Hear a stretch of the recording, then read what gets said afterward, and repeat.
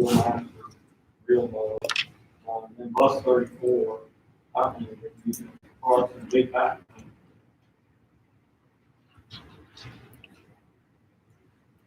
Motion to that effect? Yes.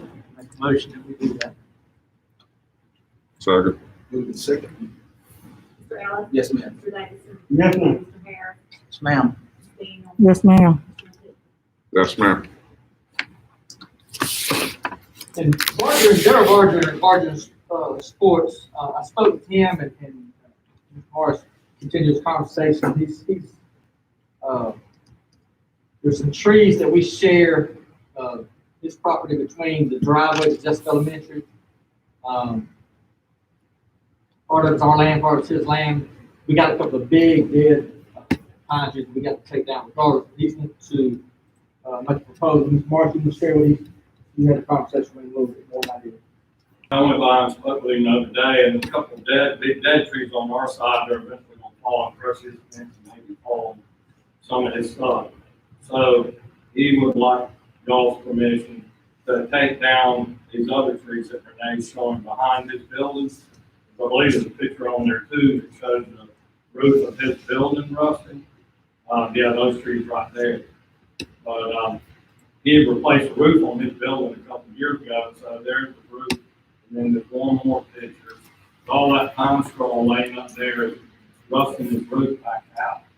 So he would say that he will pay to take down the two dead trees instead of us having to do it, along with taking out all those other trees. Because they're affecting his building. Because he put a new roof on like 3 years ago and it's already rusted out. He said he'll take care of all of it. He can have it permit. So he'll take down all trees? Is that All right? those trees behind the building along that side, along with the two dead ones, that we're gonna have to take down. He doesn't do it. So he said to take down the dead ones, if he would let up, give him permission to take down those ones behind the building. So we'll quit rusting the roof. I rode by and looked at it, Dr. Branson, and there are some dead ones.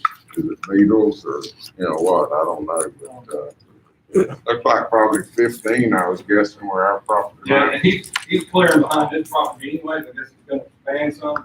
So he's gonna have somebody over there anyway, so you want to just go ahead and do that and take down the dead ones for it. Or we wouldn't have to go to that expense to do it. I'm in agreement. It's not city See, stuff, you is it? not be a good neighbor. It's not city stuff, is it? Huh? You asked about city thing, it's good. No city right away or anything, right, Dr. Branson? No, not out there by the road. I don't, Okay. that sort of thing. I checked with Mr. Deal, that's totally, does nothing, in violation of any city ordinance, tree ordinance, anything like that. It's our property. Your question, I'm for it. I support it 100%. But if one of our trees fell on his building, who would be responsible for fixing the building? Probably us. Come on, as he's cutting, And there's also a couple of liens orders. We need to get them going, then, for sure. you got that 4-letter word, free. You need a motion. Fan free. You need a motion? Yes, ma'am. I make a motion that we, allow Badron to, remove those trees. Second. Move it second. Mr. Allen? Yes, ma'am. Mr. Davidson? Yes, ma'am. Mr. Harris? Yes, ma'am. Mr. Daniel? Yes, ma'am. Mr. Wood? Yes, ma'am. I shared with some information, thank you, Ms. Moore. I shared with some information about our student drug testing vendors. We got quotes from several folks. And I was, we're at the point now we need to select one in preparation for beginning that one. School starts, it may be September, but we'll begin now instead of August, but we are told we need to select a vendor.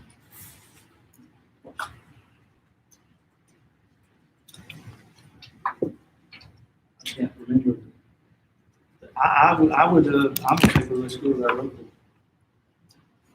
I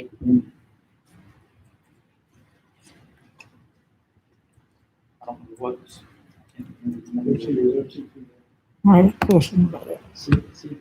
OC. That's correct. The, companies out of Florida, when, I know the question is, when they say on site, does that mean that they're gonna send someone from Florida? Or does that mean that they're going to, use someone from our area? According to the, I'm talking about Coastal Drug Company, I guess, out of Cape Canaveral, that, you know, I verified with, Miss Barnhill, Francine Barnhill, that they do send people from Okay. their area, from their company. They do a business monthly out of Jacksonville, Uh-huh, so they expand their radius out to Jacksonville 80 miles. So they're willing to pick up some more business that way. Now, they are substantially higher as far as cost, I think. That's true. right. Now, I prefer doing a lot of things, within our, community and support that wholeheartedly, but when it comes to this, I think that you may be putting the person in, a kind of tough position, dealing with the drug test, dealing with our kids and that type of thing. So, me personally would prefer to go with somebody who, is gonna be, almost anonymous to the kids, rather than somebody that's gonna, deal with this and they're gonna know the kids. Kids are gonna know them. It's not that kind of atmosphere that you really need in that situation. And as you said, that one of our administrators will be there, to assist along with the process. Okay, do you have a recommendation for the board on forensic test versus rapid test? Have you? When it comes to this, Pardon? you're talking about the drug test. Yes. No, I don't. Okay, I don't have enough knowledge base for that at all. it's my understanding that the forensic test, the specimens are placed in a bottle and sealed, and the student ID number will be put on that, and it will be sent to a laboratory. And it will be analyzed, and then the results will go to what they call a medical review officer. So, for example, if let's say the sample tested positive for a substance such as Adderall, then that medical review officer would call that parent and say, your son or your daughter tested positive for Adderall, do you have a prescription?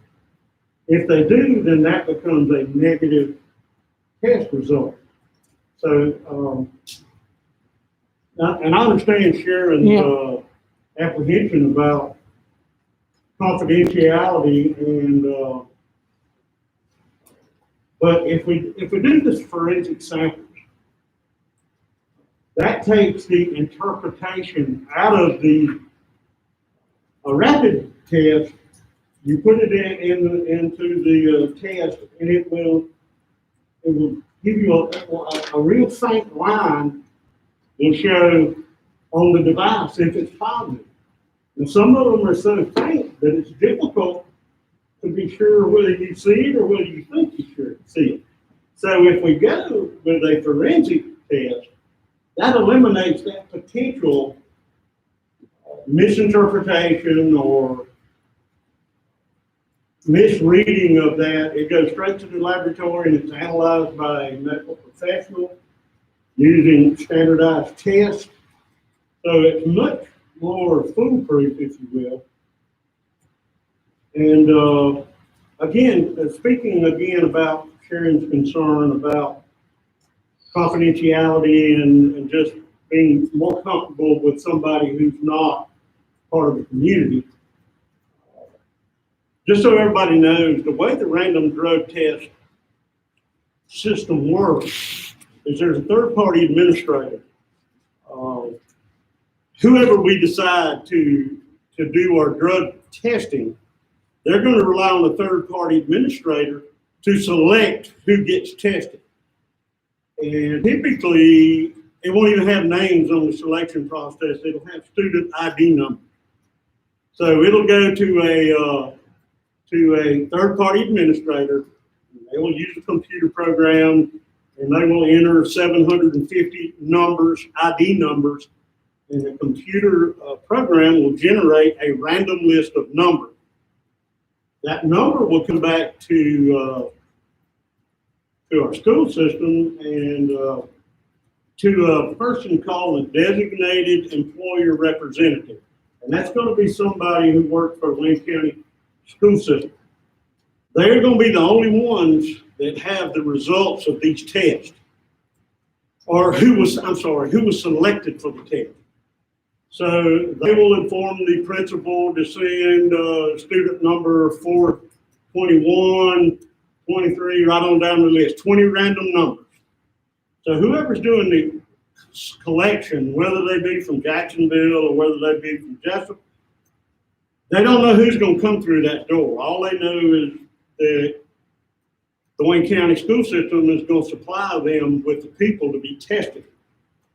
And if as a board, we select a forensic process, all you do is pick up the sample, you seal it in the bottle, and you send it to the lab. There's no interpretation, no chance for a misinterpretation. You know, the lines sometimes are faint, and you can't tell if it's a positive or a negative. Well, we don't have to worry about that if we go forensic. It just goes to the lab. Then the lab will run the test. They will inform a medical review officer. Now, that will be an employee of the third-party administrator. And he will say sample number 21 was positive for Adderall.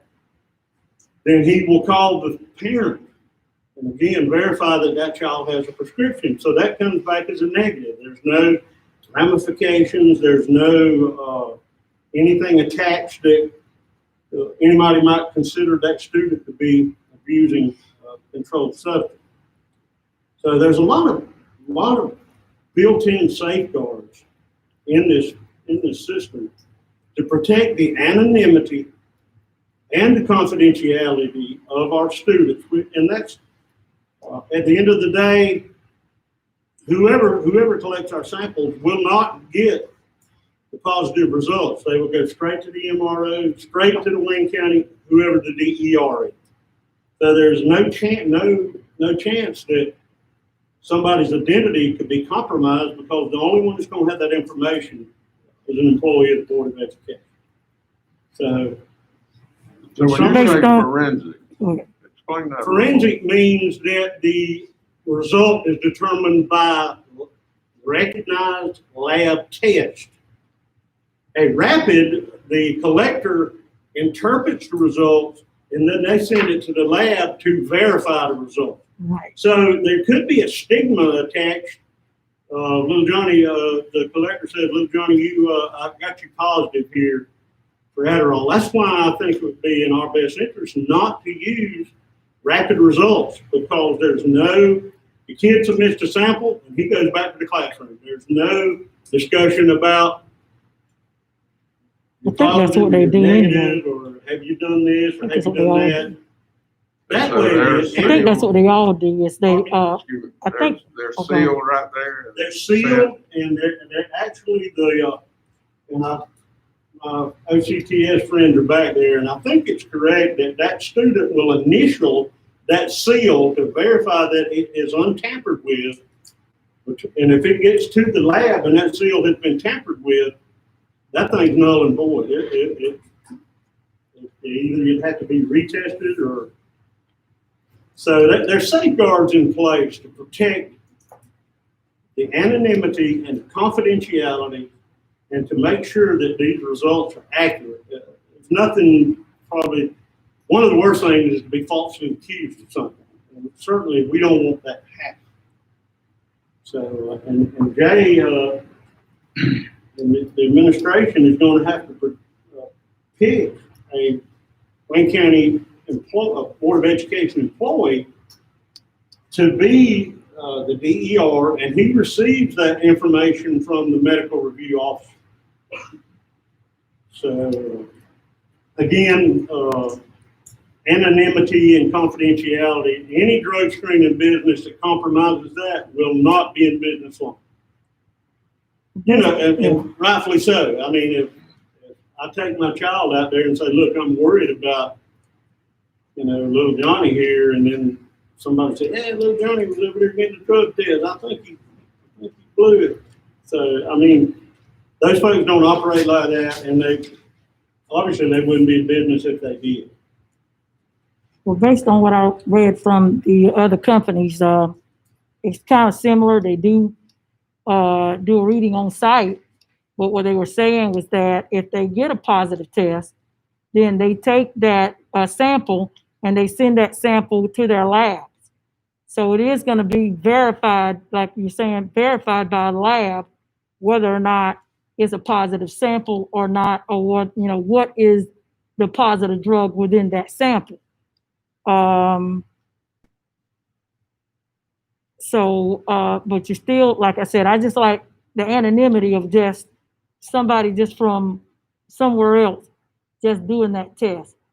And, like I say, for our kids' sake, for our sake, so, it's not that, oh yeah, Miss So-and-so is doing the sample or this one's doing the sample. They know that one. And even though you know, and I know that it's based on a number and the student ID number, whatever number they assign to that individual, I still believe that you'll have that stigma behind that, and so I just think that we need to be careful when it comes to that. But I understand exactly what you're talking about when they have to send it off, because I had to do it for the bus driver test. They have to send it off.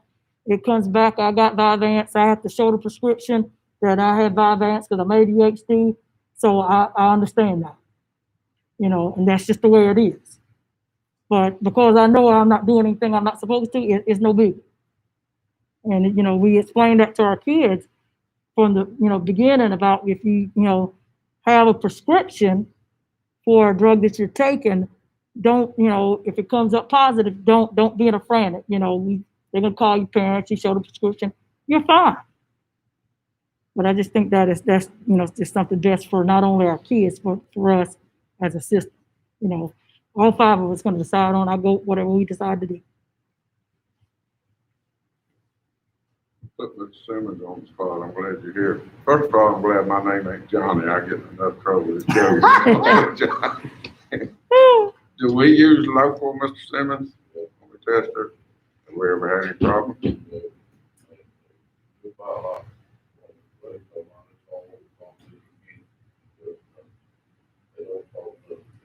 It's the doctor's office, you go to use advanced healthcare.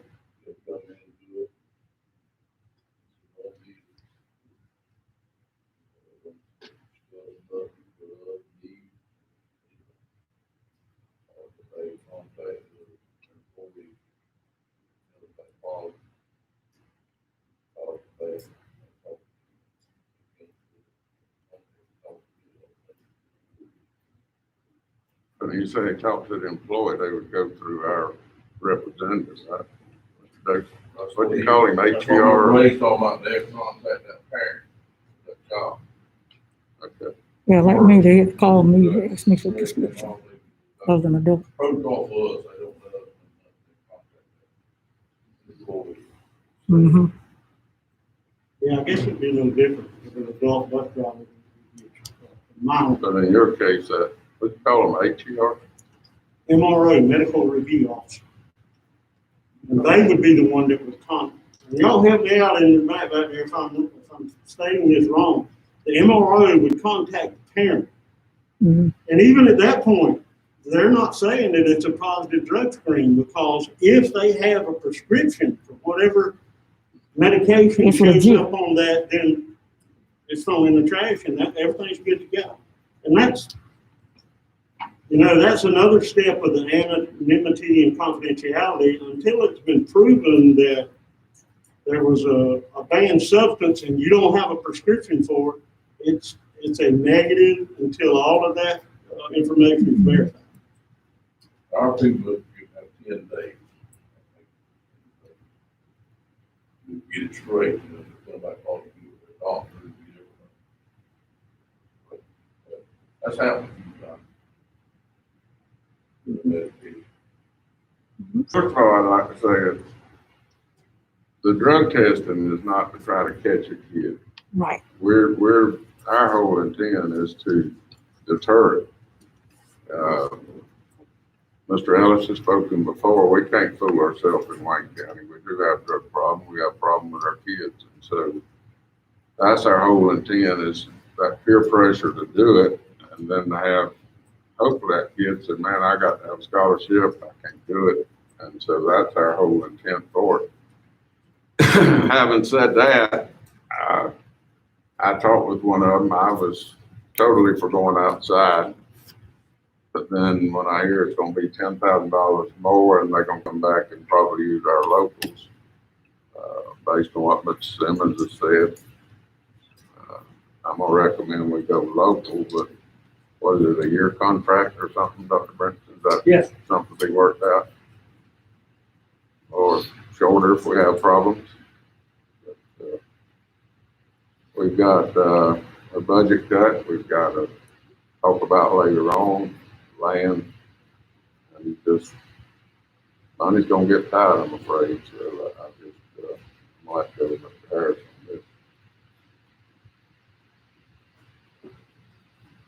Well, I'm just sure with y'all that I really haven't had time to sit down and meet with like I really want to. And I really want to. I didn't ask the board to move forward with this process to just put something in place.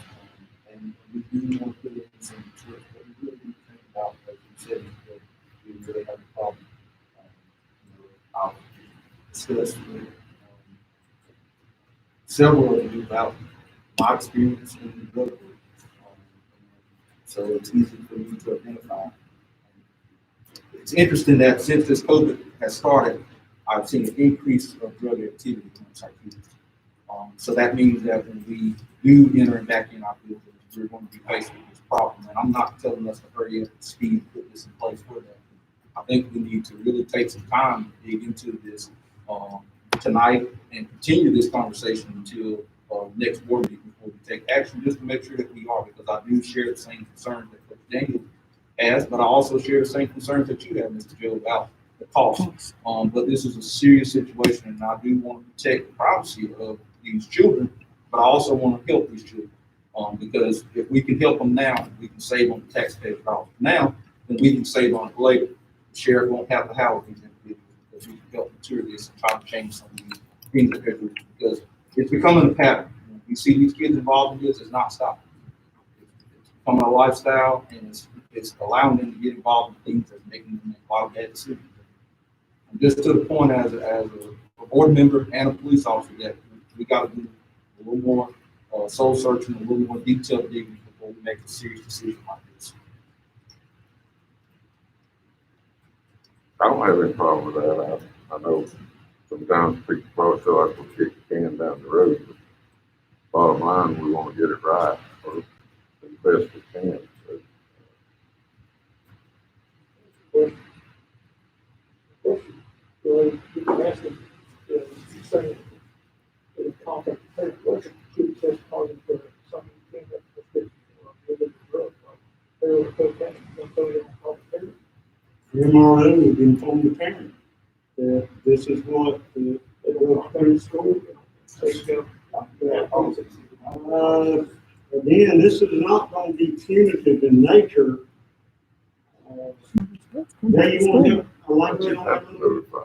Eventually it is. I mean, Yeah. and there's some consequences for it Yeah. eventually, but that's not the first, step in the process as far as doing it. So, I mean, yeah, the school system gonna have to have knowledge of a. You have to be notified. The counseling in place and support and that sort of thing. So, They're saying it's not punitive, but that's the question people are asking. You got an athlete get test positive, say you test positive for cocaine. Coaches, if I'm going to punishment, coaches don't feel they can play. I mean, that's the question people are asking, but that's what they're here for. And they're playing extracurricular sport, they take a drug test, they test positive for illegal substance. Question is, what happens? You get Personally, contact- I would say there would be no, we wouldn't differentiate, as a school board, we wouldn't differentiate between a student or an athlete. The policy would probably be clear cut on, the first offender would probably be counseling and, follow-up drug screening, and as the behavior didn't change, the actions would be more punitive. That's probably- We have a policy. We have a in place policy. that we've Yeah. already voted on. So I definitely think because this issue has died out because of, we kind of took a recess from the regular normal things and this discussion hasn't been brought up since February, early March before we even started COVID. And so we need to go back and look at this policy, review those step by step, things that we voted on, put in place, and make sure that it's going to be in line with what we are voting on as far as what we do. Because I think in that policy, it addresses that the principal and the athletic director and the parent would all have a conversation about this. So it wouldn't just be the parent, it was about our administration and AD being a part of this, or whichever club sponsored person who's over that individual activity. All that's outlined in the policy. Also, we as a board decided that the central office director, whoever the superintendent deemed necessary, would oversee these processes of this, to take it out of somebody saying, well, the AD said, or the principal picked these numbers. So we kind of put those things in place, we had those discussions, we took action on it. So we need to go back and bring those things back up before we move forward with this, so we can make sure we answer all those questions. Actually, there are three steps in it, and this is first positive drug test. The student and the student's parents or guardians will be required to attend a conference with the school principal and activity coach or sponsor. The student and his or her parents, guardians, will also be required to attend a specified amount of counseling with a program approved by the district at their cost. The student shall be required to comply with any recommendations resulting from the assessment counseling conducted as parts of the assessment. To deter student from committing a subsequent violation of this policy, the student will be added to the next random drug testing pool.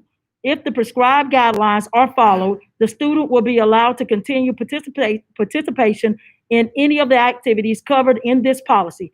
Any student who fails to participate in and complete an approved drug treatment program will forfeit his or her opportunity to resume participation in any of the activities covered in this policy. And it goes on to your second positive drug test.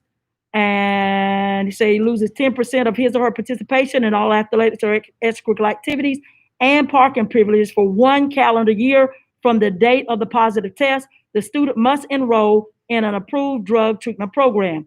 On the third positive test, once a student has a third subsequent positive drug test, he or she shall be prohibited from participation in all athletic or extracurricular activities and parking on campus for 1 full calendar year from the date of the positive test. Student must enroll in an approved drug treatment program. A subsequent negative test, a drug test, must be provided before participation may be reinstated. That's our policy. March 11th. I just want to make clear, like I said, I don't care. The coach, the band director, the drum teacher, the kid test positive, this way, I didn't want the coach to be the dog that instructed me. They should know. Well, they're gonna know. They should have to make that decision, but not that person. Participate in their, whatever it is, band, drama, football, basketball, whatever. Well, we have to go, yeah. Yeah, they would be involved, but on the first, we came up with a policy, we presented the policy, it took us, we didn't just decide upon this policy on a whim. It took you about 6 months to actually come up with a final decision to approve this policy. So it wasn't something we just did on a whim. Similar to what colleges do. Yeah. We spent time, we got this, this was a combination of Camden, Glenn, Ackland, Jeff Davis. Was it Coffee? Effingham. the coffee of it, did we look at theirs? I'm not sure Coffee. No? Okay. But I do know that these were some of the schools inside of our recent district that we got policies from. And we discussed this with the school council, our high school parent school council, and also our student advisory board was part of these conversations with Dr. Brinson and Dr. Daniel. So we've had a lot of time put into these policies.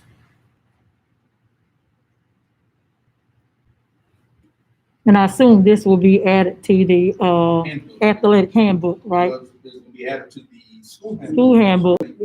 For the high school handbook. Okay.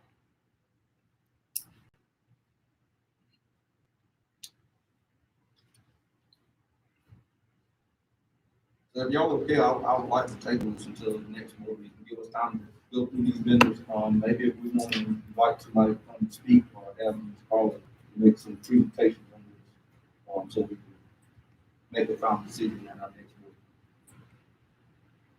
board. Okay. That's what we're order.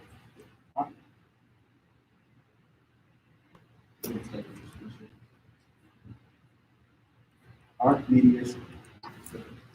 All right, I got Mr. Aldridge gonna share some information, just some of the major, details about, the Automobile Bluffs settlement. I don't think the judge has signed it yet, but we're waiting for the judge to sign it or agree with, in the lawsuit with the county, the big land tract owners. So, Yes, we got this proposal in about just the other day. We were very close in our initial estimate that we did when we were doing some budgeting. It appears based on the proposal that is coming out, the total amount that the school board itself is going to owe is going to be around $998,000. We were estimating 1 million, so we were real close. The difference is going to be when we budgeted for that, we budgeted to take that hit all in 1 year when we were doing the budget. They're now telling us that they're going to let us do it over 3 installments.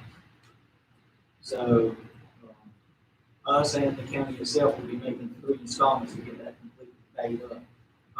The 3 installment breakdowns are like $750,000, and then $500, and then another $500. They're 12 months apart. First one's due November 2020, then November 21, and November 22. And then what Branson said, we are still waiting on the judge's signature. Assuming all that goes well, this will go into place.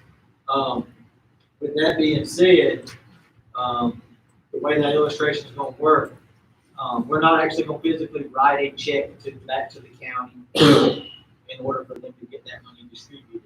The county's going to withhold some money that we would normally get, so it will be shorter. It just so happens that at the same time this went on, FLIPA money came in from the state. We did not budget for any FLIPA money because Dr. Brinson's talk, he said he's been here. He said he can think of this maybe only the second time we've seen FLIPA money as revenue. So that's why we never budget for it. So we received our portion of the FLIPA money that came in was around $816,000. So the county's going to withhold $429,000 of that. That will be our installment to make that first November payment on this mediation process. And then they will still turn around and write us a check for the $386,000 that's left over. So that's $386,000 worth of revenue that we did not budget for. That's a good thing. We're a little bit ahead of the game on that. We were hoping that it would come in, but we didn't know, and we weren't sure exactly how much.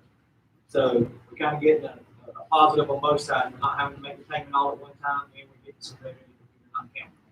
So that's going to work out. And then obviously, come next year, that payment's going to be $500,000. Our portion of that's around 57%. So I don't have the exact number from you, $270,000, something like that. We will probably, with that rough number, we will probably have a scenario where we'll have some property taxes come due. They'll be shorting us that amount. The same thing with law going forward. So that's kind of the gist of what we got going on with mediation, and then FLIPA money on at the same time. So we're not having to write new checks. Everything's going to work itself out in our favor. But we're glad that that process will be over as soon as the judge signs the document. Dr. Branson, just for clarification, this is no mistake of our accounting. The previous tax assessor made a mistake, am I right? that's correct. Actually pay the county 2.5% to levy and collect our taxes. We don't have anything to do with that. Any whatsoever, and part of that process is really the first part is the assessment of values, whether it's land, homes, or whatever. The issue with this is large timber tracts of land, been an ongoing issue, and they were not assessed properly. So this is the last of the known class action suits is what turned out to be. I can't remember exactly, I mean, there's many land tract owners that qualify, they have to apply for the money, there's a long process of handling the money and getting it paid and all that, but we don't have anything to do with that either. So, no, so that's, we just get the job management. That's the fact. And this is supposed to be the last lawsuit that can be filed. Go to the county, yes, sir. Ma'am. Why would we not just go ahead and just, if we're still where we are projected to be as far as, money's concerned, finances, why would we not just let them keep it all this year? Because that's, we have to go by exactly what the order says, it's a court order, judges. No, So okay. that's how, this is how it's being handled. Again, that's, we don't have that option. We don't have the option to do it. Ma'am. Okay. Yeah, I've had citizens wonder why the school board doesn't try to get that 2.5. We paid the county 2.5% to do a job and to do it correctly. As it turned out, we paid them 2.5% and they didn't do it. Is there any avenue that the Board of Education, other than just discussions and an agreement with the Board of Commissioners, that we can recover that 2.5%? Or is it not worth, you think it generate more problems than? In my opinion, yes, sir. I mean, county's not a real great financial sector, as you know, so, I mean, they're offered up, I mean, we certainly have conversations with them, but they're like, try to save money during this time. Other than, you know, a legal approach, which everybody loses, you know. Yes. That's the reason I say I don't think so.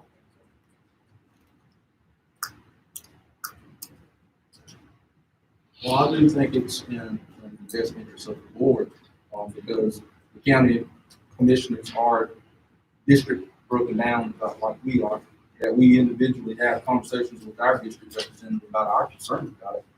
Because again, they're the people who are responsible for employing the people who do the work of collecting taxes. And they do appoint a tax assessor's board, tax assessor, and they employ all those people.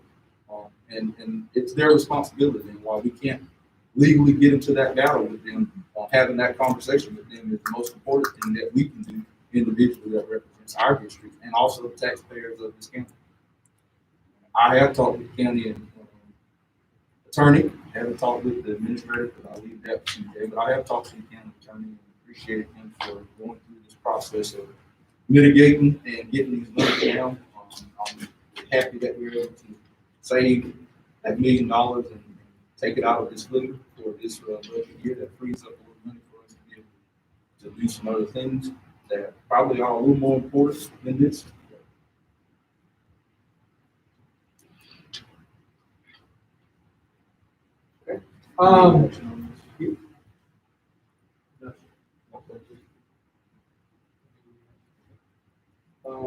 We also have, the digest is ready, we got it, it's ready, because I shared that information with you guys, but we do need,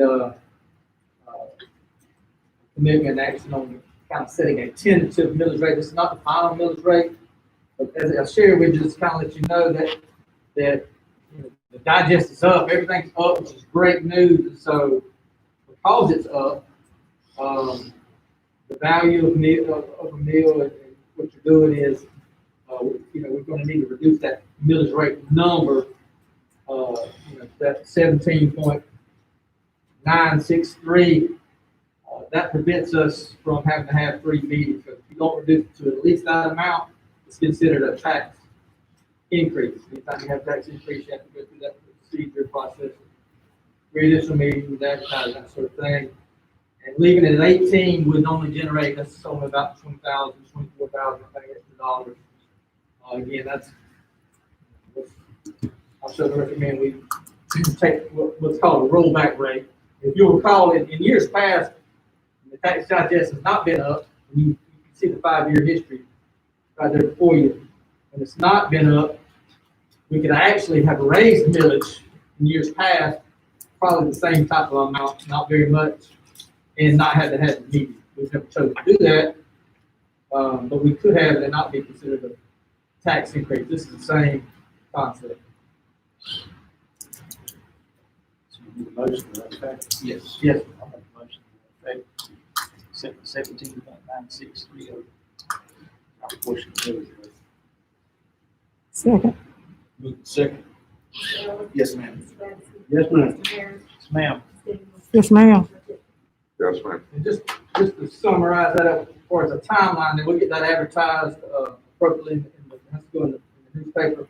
And then we'll come back on our regular scheduled meeting on the 25th. I don't think we're gonna have a call meeting, so it has to set a certain amount of time. We're trying to coordinate with the county, of course, we have to set hours, and then they approve the overall county millage rates.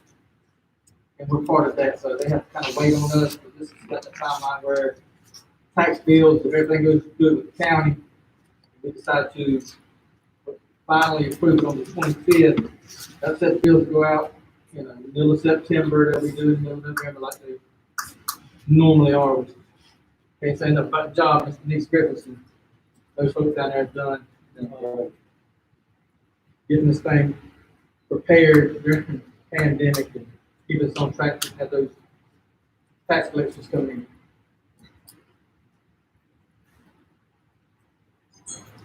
All right, I've asked Mr. Lord just to kind of share just an overview, kind of update where we are with our CARES money that we've allocated, that almost $1.5 million that came from the federal government for public education. So that's Mr. Lord just kind of give you an update where we are. All right, obviously that money is being classified as a grant, which means we've got to spend money to get reimbursed for it. As of June the 30th, we had just got really started in that process. We had only spent about $11,000, and I put in the request that money actually should be coming in next week. But as you're going to see in July, things drastically started picking up. We spent over $147,000 in July of CARES money on technology, some cleaning stuff, hand sanitizer, masks, different things that are going to be used at the school that we needed to buy and get here in plenty of time. So the school doesn't start, we had to have it. So in the next week or two, I'm going to request that money to be coming out. That's another $147,000. But on top of that, we have a little over $600,000 for the current purchase orders. The vast majority of that is in technology. Chromebooks, computers of some kind, and the chance that we have to go to full on virtual learning, that we would be ready to go, better prepared than we were now. The problem we've been dealing with is we can place orders, but so are all of the other school systems in the United States, and everybody else, and everything is being on back order, we're filling ships and stuff going on in the country. And so it's been steady backfiring, but I'm just giving you a heads up. When these pieces of equipment come in, we're gonna start writing some new checks. I mean, this stuff comes in the next 30 days, that's another $600,000 we're gonna write out and try to get reimbursed back to the state. So he's talking about $1.5 million. If that money goes out, we will have just about spent over half of it. And we want to stay to do it now. Because it is all spent and we're using it. Like I said, the vast majority of it is mine. Cleaning stuff or stuff that's going to be needed for sanitation. Obviously, we know that is a big issue because of what's going to be going on and all the kids that are going to go to school. Then we got the other external issue of it, virtual and working computers, and making sure our technology is up to par so that we can educate the kids if we get to that point. So that was being our big initiative, is to use that money for that purpose, to get us as best equipped, prepared as we can get. We just want to let everybody know kind of where that money is being spent and how fast it is going out. Is that as we get to that point, it's going to continue until it's all done. So we hope that will help us out to the best of our abilities to meet those needs and to make up for that difference in the state budget. But that's where it's going to be a plus to us to make those expenses come back. Just kind of put it in perspective, Ms. Jones, that still doesn't get us one-to-one. Is that correct? Well, I mean, that just kind of tells you where we are, where we've been technology-wise. We're working at getting there. Anything you want to say or comment on? In a year, that they have thousands of extra devices, but when the device is so old, it doesn't run some of the software programs that we have, that the students may be actually working on. And so we're trying to shift some of those around, even a little younger age kids that may not be the same programs as some of the others. But I actually, placed, this is the second order, I placed 2,000 numbers today. With these little computers. And even when you get a device, it's only like $229, there's always a management fee, it's $125. So, we're over the $478,000 today. And then I paid, placed one, about 3 weeks ago, that was close to that. And I know, that our is told me a little bit about shifts and purchases, and one thing that did really happen, I think is that we placed an order, for 1,200 homeless first. And then our vendor called us and we're expecting homeless and said that China had broken forced labor laws. And so there were 11 manufacturing companies closed down in China. And so our vendor, along with how many thousands of others were on the ship or on the second ship that was turned around and they sent back. And so I'm going with another company, another brand, today, and I've been trying to do some pricing. And so that 2,000 is still going to do, the next 3, 4, 5, 6 weeks. They're trying to rush it as much as possible. A lot of people are doing the same way. This one, you can have a page, we are building things in like focus for the family, like kids need to check some out, like really swim, maybe swimming, so that experience and like that. Because in the past, we've always used homeless out of the park inside the building, so that's an additional purpose that we really didn't have. And so we're working hard, and we're doing some, feature. And that's the way we're doing some of the virtual, open house.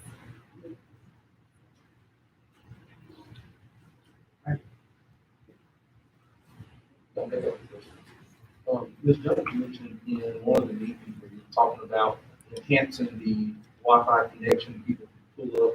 Do we have all those in place, or can we have a list prepared that we can start sending out, to let people know where those are at? We have a short minute, not this minute. One of the best places to hook up is this parking lot. There's a space, and I said, I'm keeping on today. There's certain areas at the high school, marketplace, right on front of the building, and market center. The others, we have connections in front of all the schools and outside all the schools, but some of them aren't picking up very far. You know, like the parents in a parking lot, it's in and out. And so I think I mentioned before that we got a grant from the state, and I've got 19, really strong, to make sure that the devices that can actually be put outside of the building, so that it can pick up light. And others will be coming on the phone after September the 1st, we will do that. And so all the studios will have something outside, but for right now, we have about 5 really good pieces.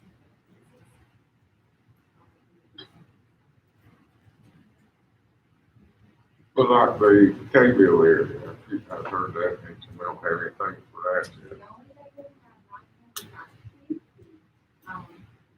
the little Verizon hotspots, and I did, I have all of those. And I've been waiting to get the 19 put out first, and then I'm gonna fill some of the spaces where we can't get anything. And that's probably one of the years. But then the space we need to also for individual, not home.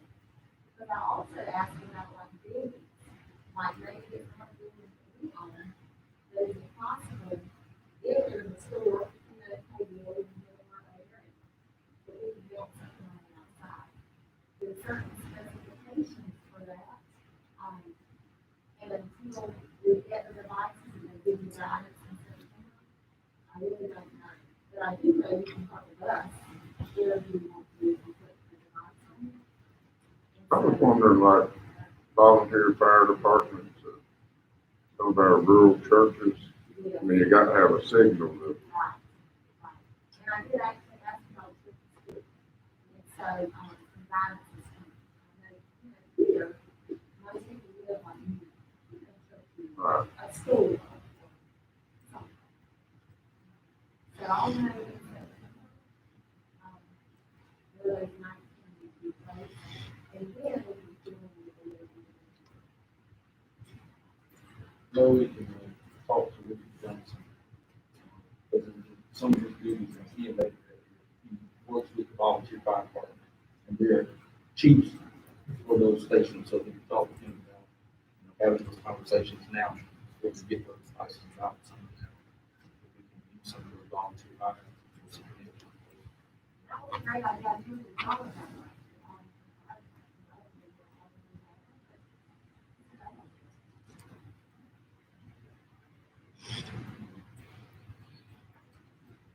All right, you have any- Yeah, I just want to put that on there for discussion, any questions, comments, concerns. One thing that's gotten, I don't know if I got my wires crossed or whatever, but are we still,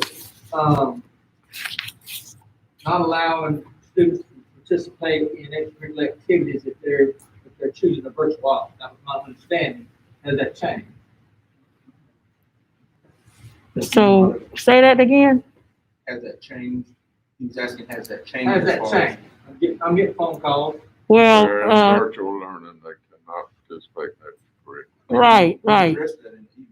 Yeah, and I addressed it in the email because what people don't realize is that the purpose of us allowing our parents to do virtual learning is to limit the amount of contact that their child would have with other students.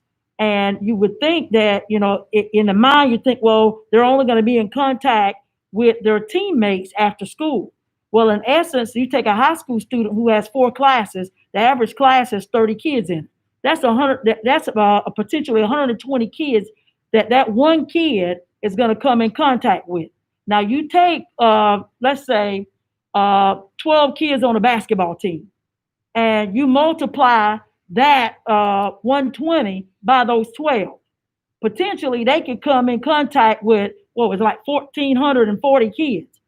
Let's say they have duplicate students in the class, because that's what people are going to say. You're still going to come in contact with about 800, 900 different people in the course of a day of going to 4 different classes. That's all the students combined. Then they go to basketball practice. Well, this virtual kid comes to basketball practice, okay? They're going to be in contact indirectly with every single person those 12 kids have come in contact with. So you have basically negated what you're doing, keeping the kid home for virtual learning. And that is for that kid not to come in contact with those other kids, with so many other students, so that they can limit the COVID-19 exposure. So that was the reason and rationale behind that. Thanks for the clarification. Yes, sir. No, you sent us that email and put it out, but I'm using it to take official action, because we took official action on those other tentative plans, that this would be our action, moving forward, with also including, make sure you understand that this is not going to, continue to be a rising issue or a rising discussion. So everybody in board knows that this is the action that we're taking, and moving forward as concerns of extracurricular activity, but also our plans that we have put forth in that contract. We want to support that, because that's what we want. Now, the question on this clarification also, and the reason why I know there are people that are saying that, well, initially, we did say, on the other board meeting, that we were going to allow, if we went total distance learning, for our athletes to continue to participate. And the rationale behind that was because they would only be coming in contact with those students, because they would not be nobody would be going to in-person school. So my question on that is, if the whole system has to go digital, okay, distance learning? Are we going to shut down all athletics, or are we gonna continue with what we're doing now? I think, if we're shutting down all athletics, when those people come to practice, it'll be like the summer operations that we're doing right now. Only the kids who were scheduled to be there and on the roster to participate will be the only people that are coming there, and so that can be managed. If we're going to a total virtual, then those coaches will only be coming in contact with those kids at that specific time of their practice or their extracurricular activity time. So if we're going total virtual, then that's a whole different scenario than what we've already expressed about the parents having the option to choose. So there's two different situations, and I think that kids should have the right to participate if that's the case. But if they're choosing not to be there to protect themselves and protect the safety of coming in contact with somebody who's exposed to the COVID, then that's a whole different scenario. Well, I just brought that up because we need to make sure that that is also included in that, that's okay. What do you think? Hey, Doc, I guess I just wanted to clarify this, but this was asked about, with the continuation of these numbers and increase, what's going to be a plan for how things can happen? Let's get that out of the discussion, because we can continue to see a widespread, a big increase. How are we going to deal with that? How do you want us to support your dealing with that? Well, the first thing is there is no, the state of Georgia is not taking the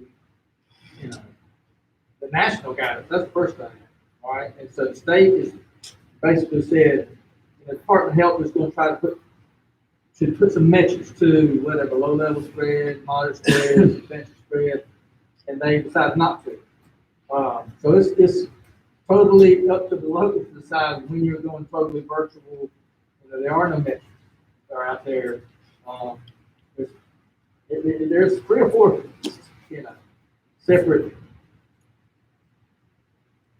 guidances you get. Are you going by the Department of Health? Are you going by CDC? Are you going by the governor's office? It depends what you're going by. So it's up to us to decide when we're going totally virtual. Everybody's kind of passing the book is what's happening. And I guess the book stops here. That's correct. So like you're saying, we need to make a, decision on what the levels are and when we're gonna, like you say, decide to go, virtual. What number, what's the magic number? What's the magic percentage? And I know the CDC guideline says if it's 5% or above, that, for that weekly spread, that you really shouldn't be in person. Now we've got 13 days left prior to that time and everything. So within the 13 days, it could be, we may have a 7-day spread that drops to 2%, so you can still go ahead and go. But in the event that we don't, and we have another week or two that's at 20%, I would like to see us allow Dr. Brinson to say, okay, either we're gonna go straight digital on the 24th, or we're gonna wait to September 8th and just let him have those, that leeway to do that without us having to meet again on it. The only thing about if we're going to go after Labor Day, that decision really needs to happen next week at the latest. But the reason I say that is because to not sacrifice, unless you're going to sacrifice even more student days. Right. The teacher days are going to outrun you. Right. Your student days, unless we make that decision and we give them off. I don't know. How many days would it be? Cold after having a week off, but you come up with something where they work, Monday, Tuesday, Wednesday, and they're off Thursday, Friday, and then they'll come back to Thursday, Friday, before school starts on that Monday. Right. Something of that sort. I mean, we got a calendar already prepared. Right. To do after the Labor Day start, but we just need to make that decision there. Otherwise, you're going to run into teacher problems. Teacher work problem. But there's a lot of factors that go into that number, isn't it? I mean, we've had a prison outbreak, we've had a nursing assisted living facility, whatever. So what I was trying to read from CDC is those are variables too. It's not just this number, it's a lot of variables. Some of y'all know a lot more than me about it. But, The prison has been pretty steady. They haven't had an increase in about 2 weeks in the prison. In fact, I think the numbers are 3 or 4 inmates, and they've had like 252, 253, somewhere up in there of recovery. That's how they put it. They have 16 staff members that are, if I'm not mistaken, that are still infected. Now, when you look at staff members, I'm not sure how many of those staff members actually live within our community. So, you know, you got to factor in that even though there's 16 staff members, those staff members may be part of our community. So, you know, you got to take that in. And so you're looking at, we're at, is it 790? I think we're 790 now. And it says we have like 254 somewhere up in there in the past 2 weeks. And like I say, out of those 16, they have not, the 16 has not changed in about 2 weeks. So that one really doesn't play a big factor in it. One of the things we have to look at is that some of the numbers are arising from some of the different things that have happened within our community. When I say our community, I will also say our extended community. I also found out that in one of our neighboring counties, I won't call them out, but you probably know, they had 3 graduations.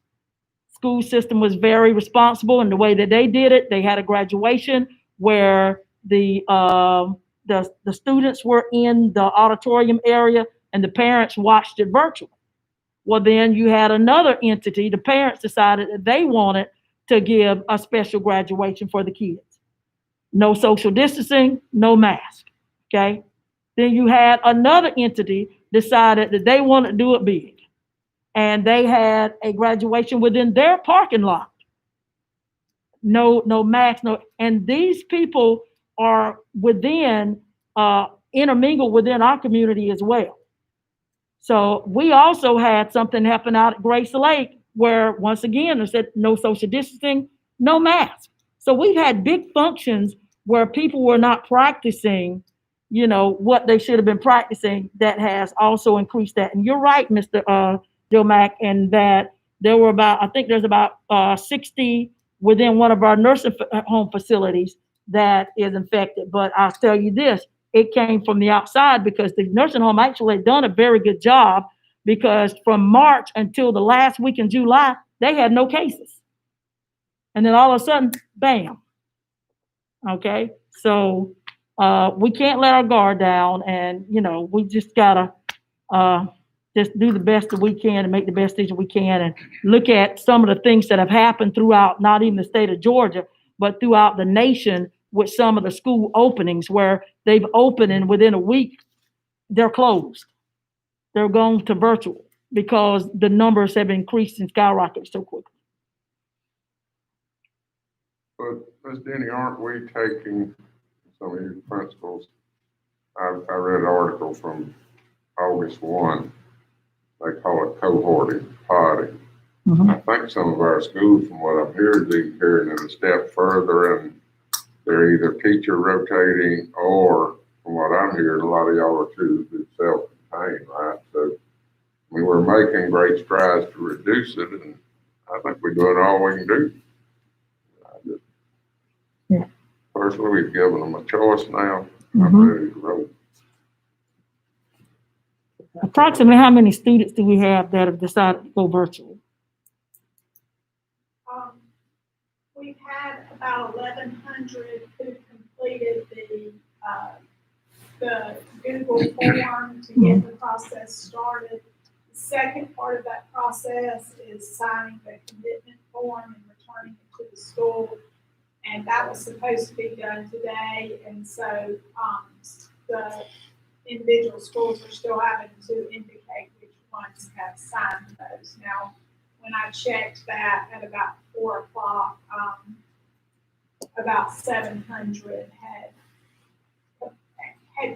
the principals have not had time though to get Right, all of those right. in.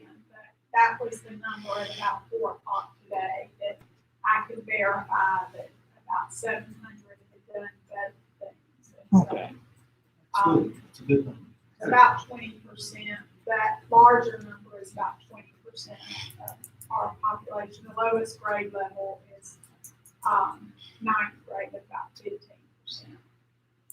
So if a kid signed up for virtual in time, but before school starts, decided to go to class, can they do that? Or once they sign up, is it a done deal?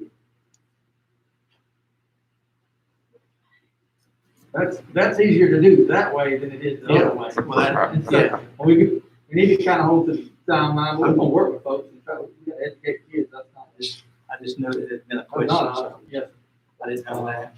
but, you know, folks that are non-committal back into, they just need to realize that, their choices of, classes at the high school, Yeah. okay, they may be affected, you know, those types of things. But we gotta get ready to have school. Yeah, I just needed a way to answer. The sooner though that we have good solid numbers. Yeah. And I want to work with people and help people. But we do have to have some parameters and some sort of framework because it's very difficult to offer the kind of quality that we want to offer, you know, with this parallel structure, and we're working really hard to do that. But the numbers matter. I mean, the numbers that we're working with matter in the level of quality that we're able to provide. And so while we're trying to do that, all of these principals are also trying to get students rostered so that children who are going to come to school can know who their teachers are and can have a good experience through the virtual open house experience. And so we've got to keep in mind that we've got to balance all of that. And so the sooner that we can get people to make a commitment and we know exactly what we're working with, the better we're going to be able to serve all of our kids, whether they're virtual or whether they're in person. That's what we want to be able to do. We want to hang our hat on being able to provide quality education for all of our students. Well, I've heard through the grapevine that there's some teachers, quite a few of them, that would prefer to start September the 8th. They said it would give them more time to acclimate to, you know, what they're doing and may give us more time to get this thing flattened out. There's some concern there.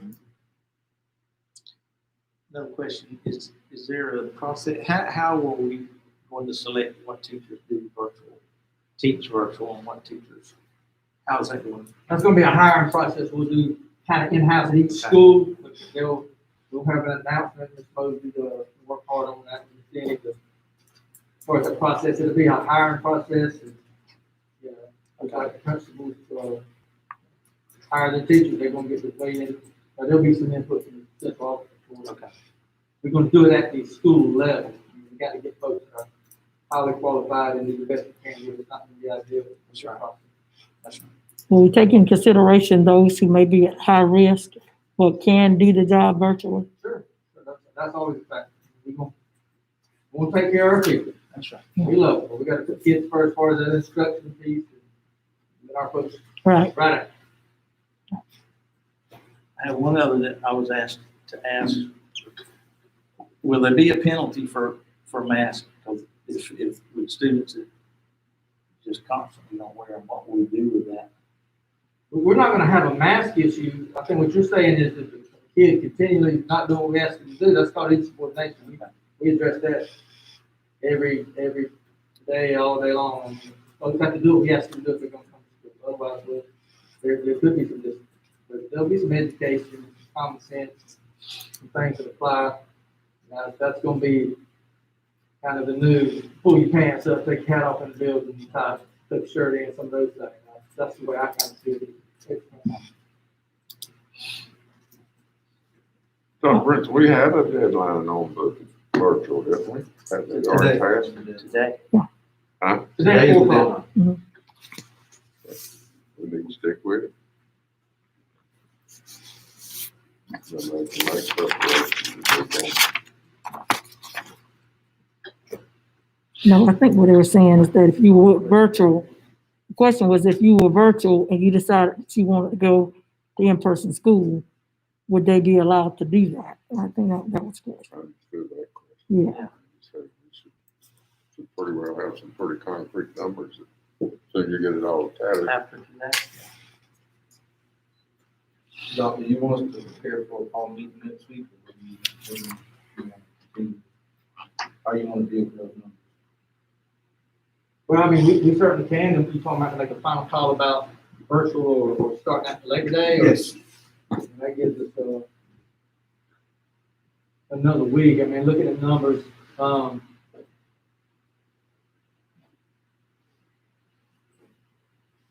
more time to look at it, the more active, much you're gonna have, the better you're gonna make, so I mean, it'll not be a bad idea.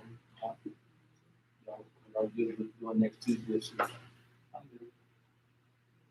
I don't know about my situation. So what time next Tuesday, 6?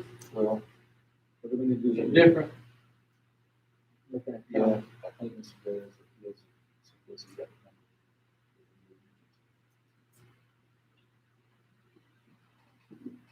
I think that was good, man. there's no difference in, as far as timeline for us. But you need to know as far as getting your days straight for the teacher. So Yes, next week, yeah, what I was gonna say, there's no difference between Tuesday and Thursday, I know we can try to Wednesday, that helps.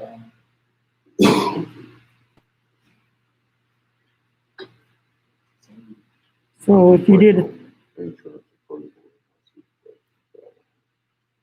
on the Thursday, would be enough time for everyone to pretty much know and understand. I guess we have to let folks know that there's that possibility that it may be a September 8th start. So we're just trying to, wait as long as we can for the best case scenario. Or do you want to? Would Monday have this situation? I don't know, I'm just waiting on insurance approval, so I don't know. we'll tentatively plan for Tuesday, 6 and. Might have to get you a good deal. And that's gonna be, I'm just asking, time frame for kids with daycare, that's gonna be enough time. By Tuesday? What you say, Tuesday, right? Yeah, Tuesday. 6. Okay. All right, and I also want to entertain a motion to approve the current contract and plans that we have outlined and that we discussed tonight about the extracurricular athletic situation for the option we have in place now, and if we go total virtual, then we will allow.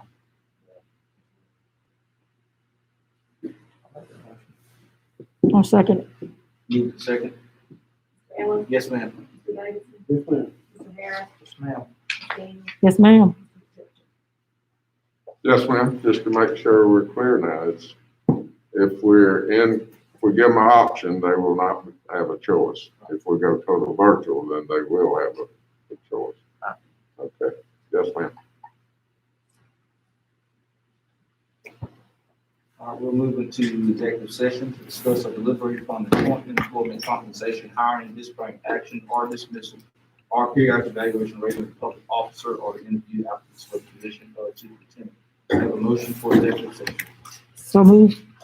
Second. Move to second. Mr. Allen, Yes, ma'am. Mr. Davidson, Mr. Harris, Yes, ma'am. Mr. Daniel, Yes, ma'am. Yes, ma'am.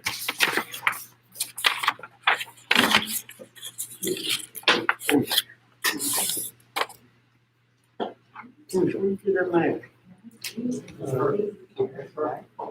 enough.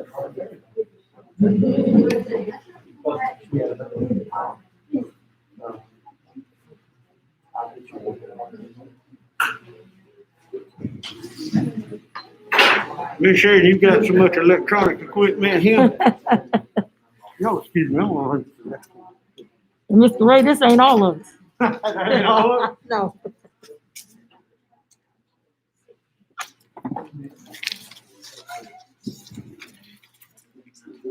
Yeah, how about you?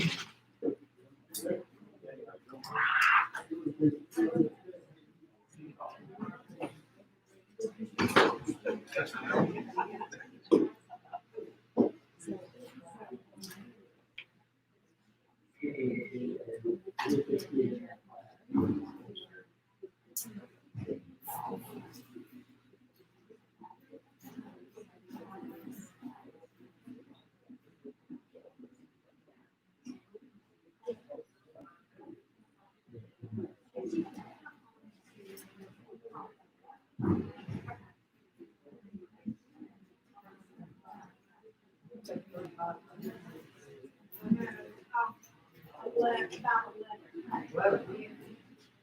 Well, I probably think that you,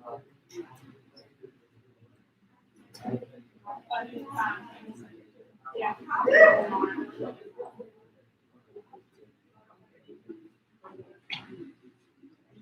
John.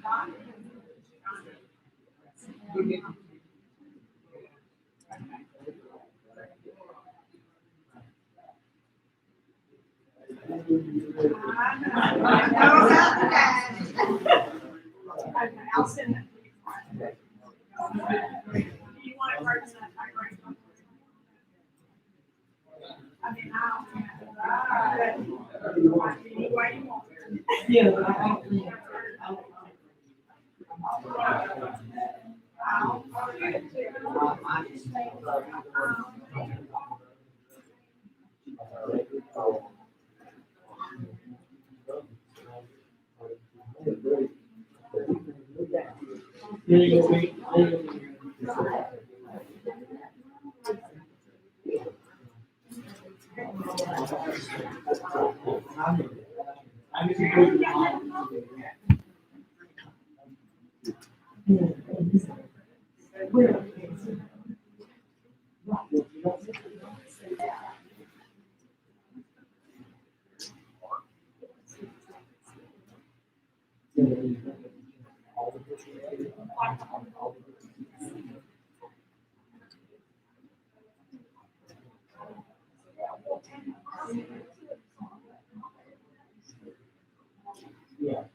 and I think that's.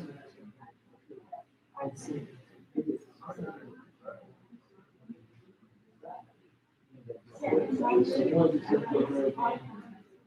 Well, that was the.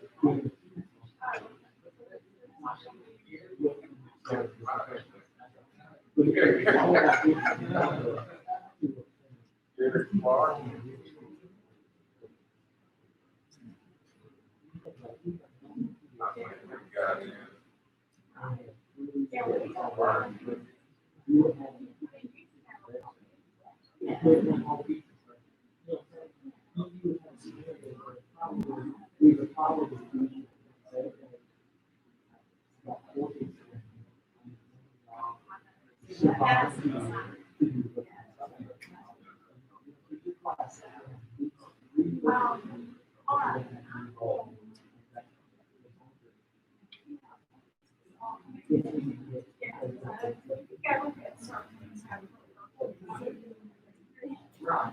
And that, if you know that how, you could.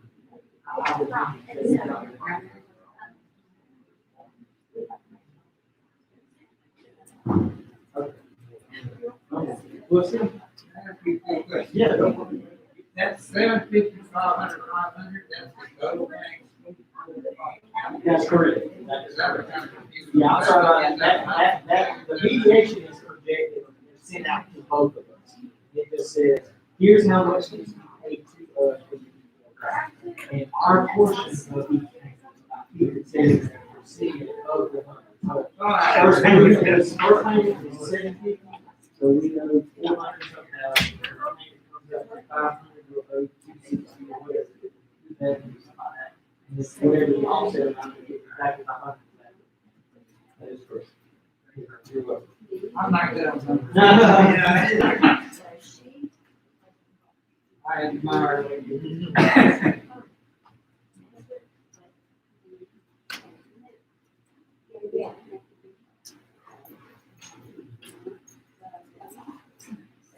So that's what I mean.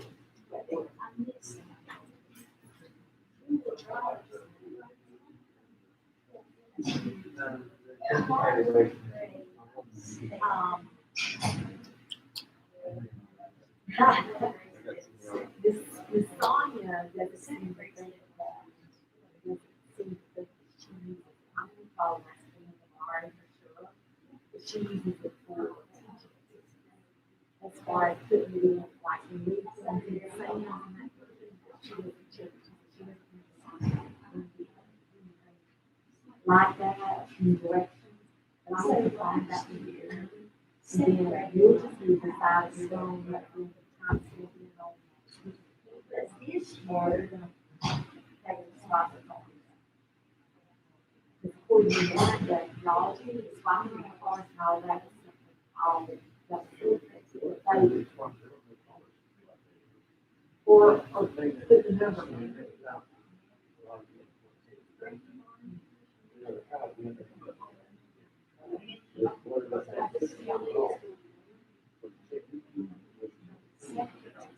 Teachers is later.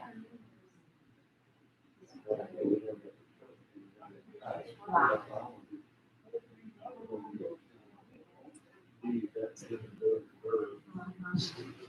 John, too late. But I told Megan to go ahead and do.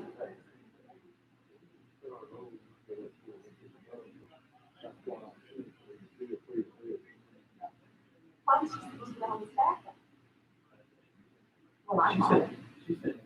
I got it.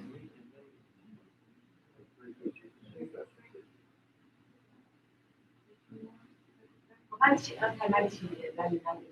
I think I'm not. Okay. Maybe that's my, maybe she said, just sit out, and I just assumed you didn't like everybody, that's my bad. So, He's like, so, don't sorry. scare you like that, you're gonna have trouble. Yeah.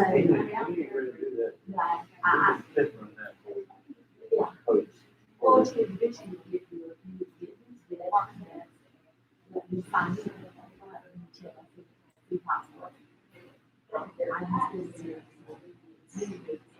I did so much, I was like, all the repairs, she's got to have a car. So I told her to see what car one was actually.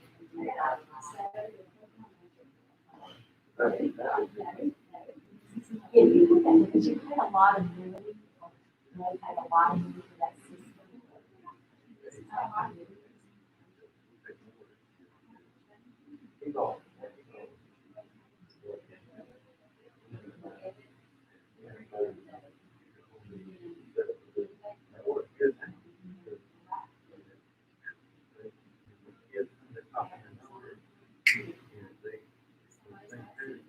So they have to, they say, so how does the teacher go about it?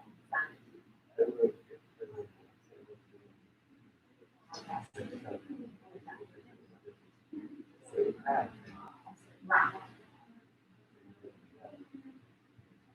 So, so even what you're raising is tied to that, to the selling.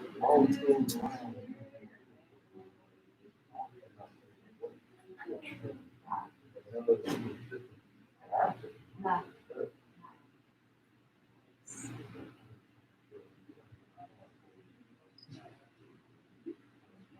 But I do think, I mean, I think it's time to if I'm in the house and say I'm at school.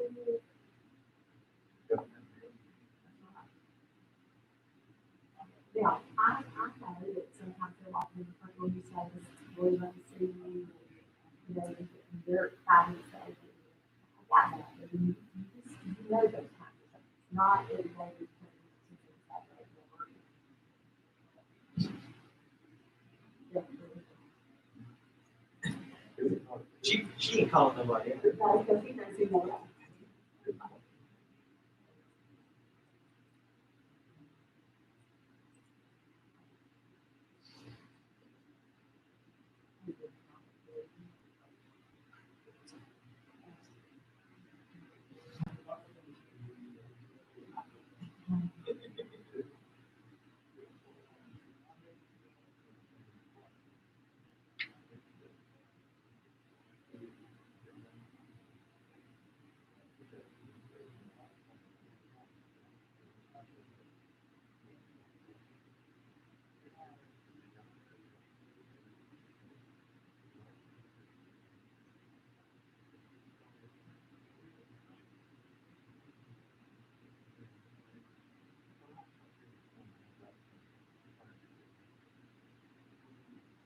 Kids basketball.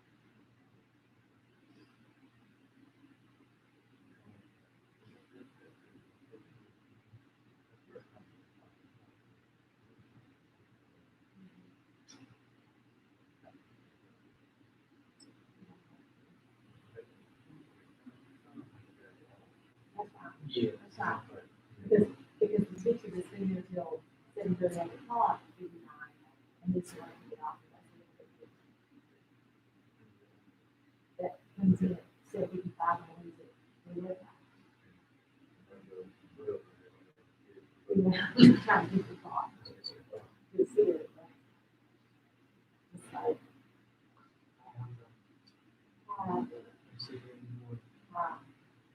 I might need to get, I might need to get. I was trying to type like. I got all the papers. What I normally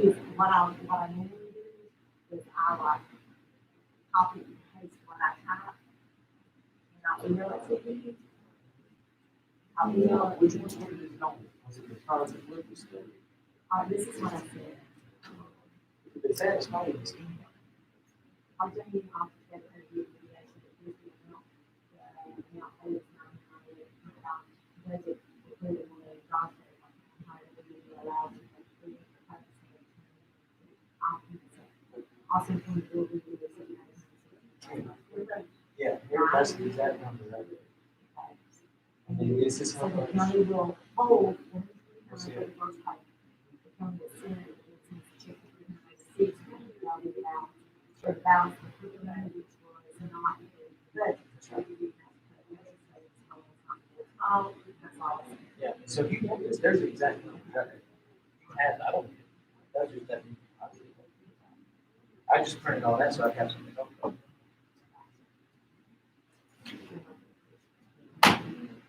Yeah, I don't try to talk, it's hard to rattle off a number that's, all that guessing, 816,000, 300, I've got to worry just, if I say $816,000,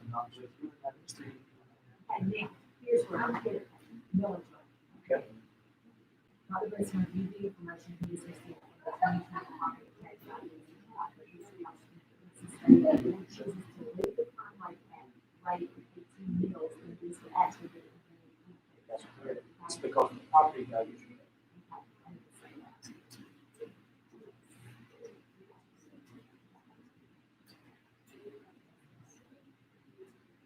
It's recommended rolling back the millage to 17.936, which is why, which is what is.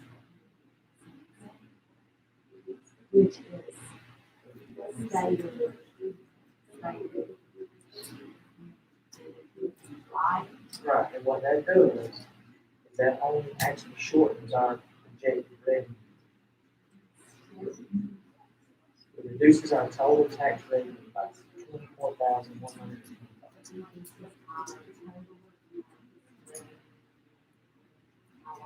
24,120. And what that means is, had we budgeted 18, our revenue would be 24,000 higher. Because it would be higher, we would have had 3 equals the cost. I should have all that.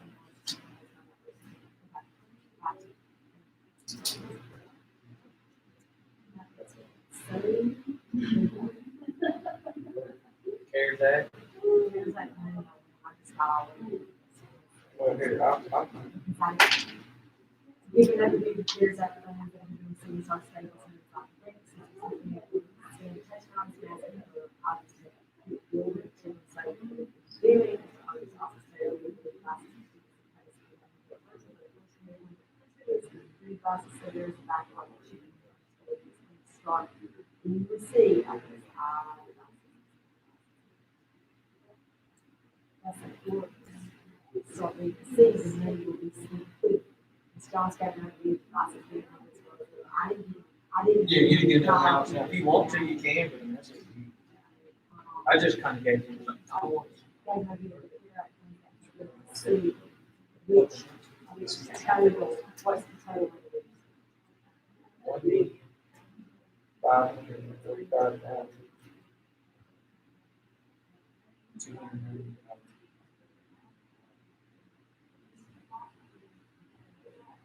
Above that, if we fulfill these orders that are out there, we're gonna be spending half of that quick. But that's how much money we've got sitting out there, sitting there. It really picked up very well. So, When you finish writing his, whole thing, about his said about. right.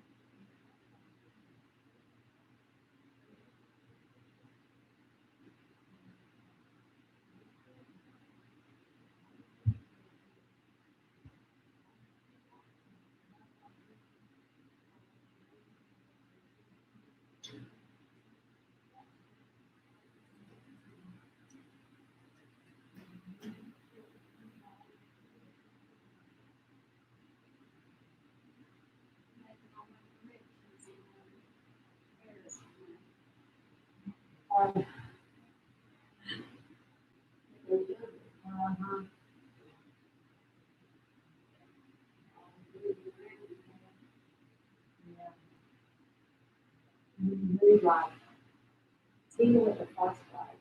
Yeah, okay, you moved that, and then 2 weeks later, Tina went back to third grade. Yeah, and the fourth grade teacher took Tina's place over here. It's a pain in the butt. This person.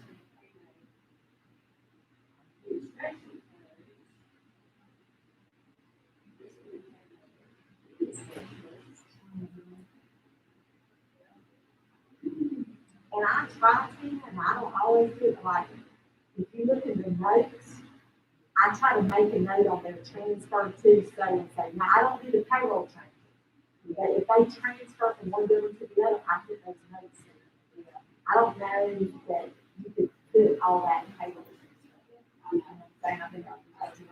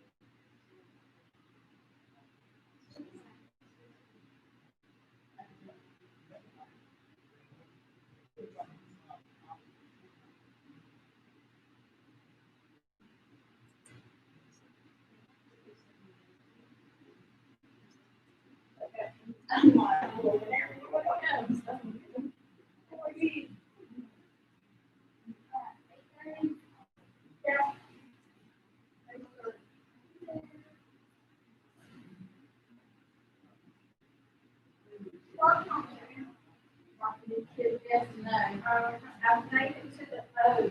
It's been awesome. No, by heart? No. And even, nothing I do, but I'm still making sure. I've got little bit.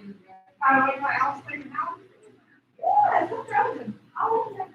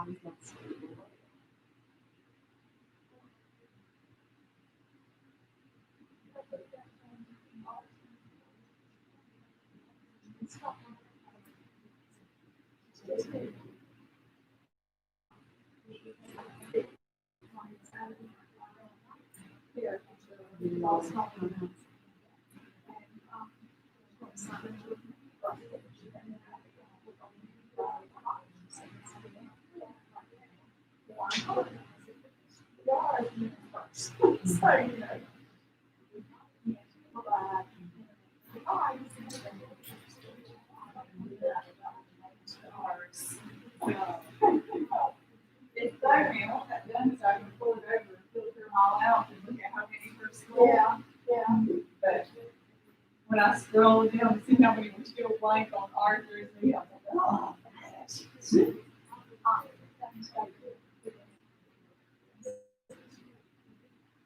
I have, now on the some return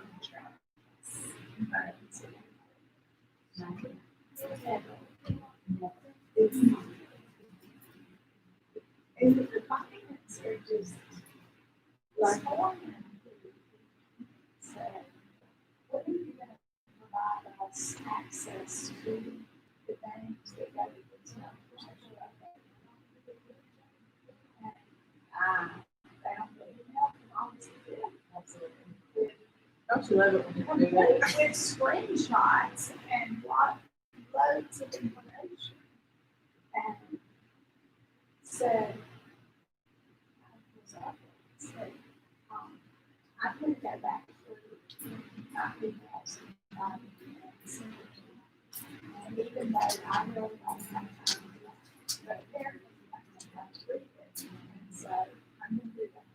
But you had access to those things. I said, additionally, you should have already signed some to school to do yes and all in which I sent that information out 3 times. So like at 4 o'clock, he still hadn't done a single yes. At 4 o'clock, I said, man, you'll have somebody that does this. You have the instruction part of it every single day. You're the home of the school. And I don't know what he can get it. But, you know, I won't bust him out tomorrow. But I'm on the bears. What? Because I'm tired of. Are you planning for teachers tomorrow? Yeah, something. I guess I'm supposed to do it. Still has to be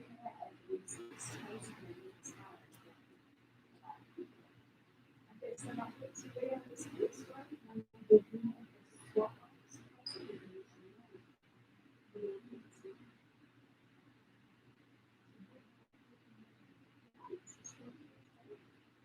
Well, when somebody comes over, she's reclining and everything was seen to her until I said she's not instead. So what do you think?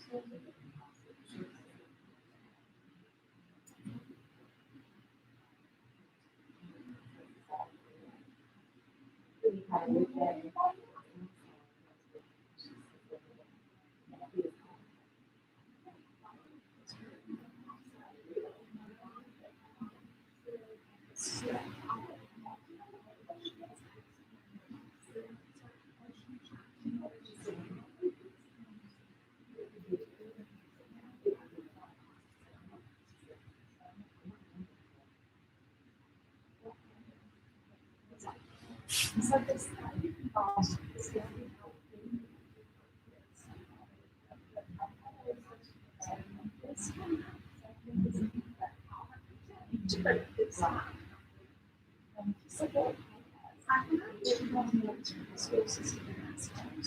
but I don't get that's because you have to watch it for this. I said, so when you draw the school system, those two systems.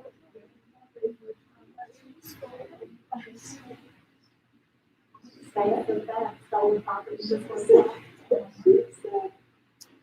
We just packed up. I thought, I know you might get the hourly.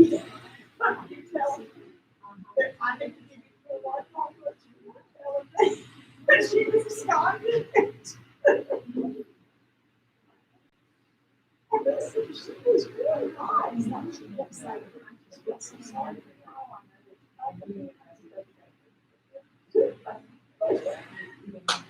And today, I started out.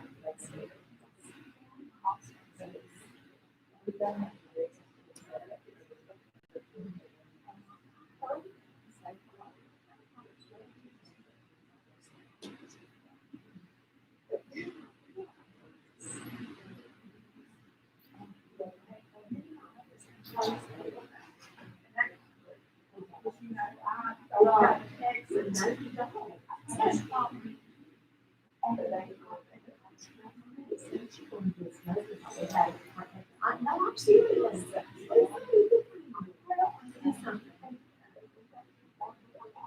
I know that. So anyway.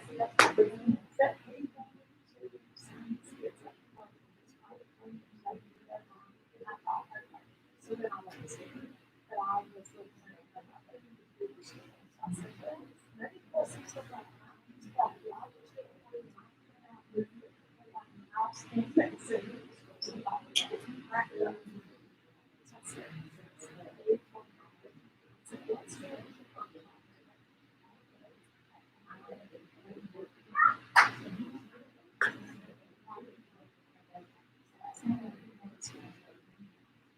But I'm filling out the ones now.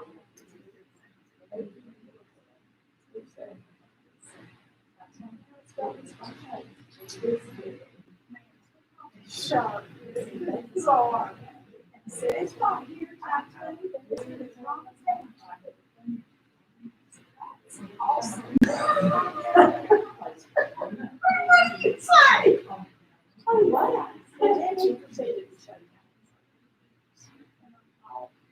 down. This is about Margaret.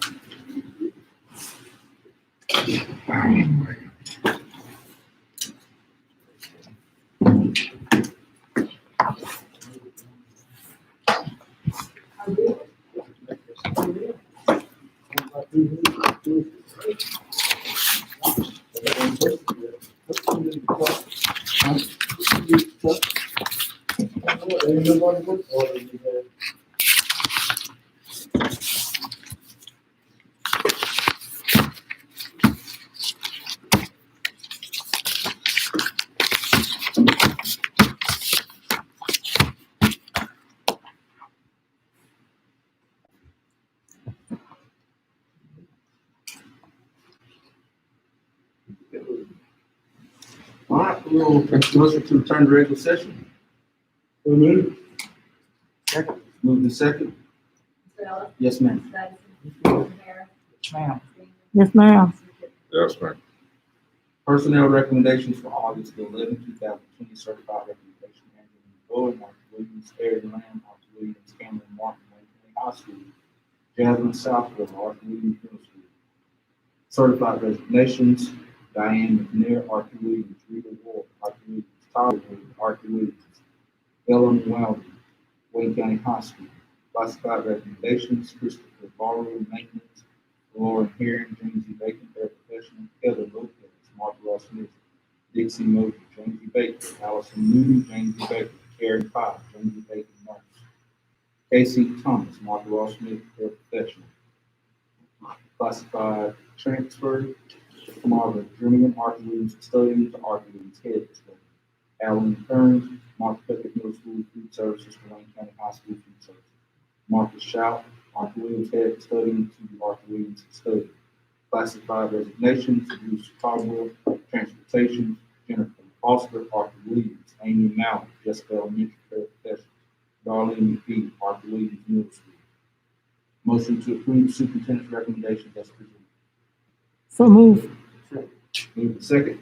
Mr. Ellis, Yes, ma'am. Davidson, Ma'am. Mr. Harris, Yes, ma'am. Stan, Yes, ma'am. Yes, ma'am. Don't have a whole lot, just, continue to pray for our community, our students, parents, and staff. What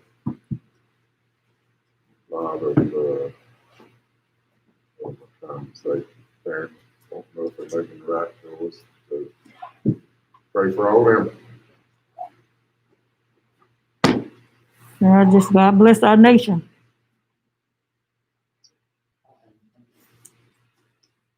I want to thank Dr. Grayson and his staff for working so diligently during these trying times of COVID-19. But it seems like the more information you get, the more things change. But I want you guys to understand, we're very thankful that you guys are being flexible and doing the best that you can under very difficult situations. And we recognize that and we thank you for it. Everything. Everybody.